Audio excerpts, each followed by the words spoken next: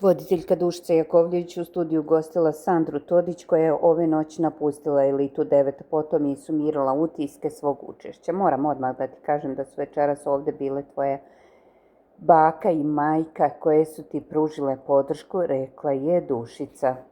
Najbitnije su mi mama i baka, ali moj život je moja stvar, do duše ne smatram da sam imala greške, tako da lagano, rekla je Todićka. U toku igre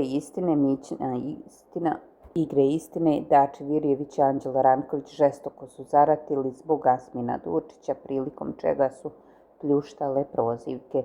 Mićo, pitaj Anđela što ne sme da suprostavi Asminu, rekao je Dača. Dačo, ti se napalio, šta ti je, upitao je Anđelo. Ti ne smiješ ništa da kažeš, samo te ja upalim, rekao je Dača. Ja ne mogu da se upalim na tebe, rekao je Anđelo. Dečkiću, stariji si od mene 15 godina i krećeš na mene, rekao je Dača. Ja sam ti tata, zapamti to, rekao je Anđelo. Dačo, šta ga provociraš, što si ljubomoran na njega, rekla je Jakšićka.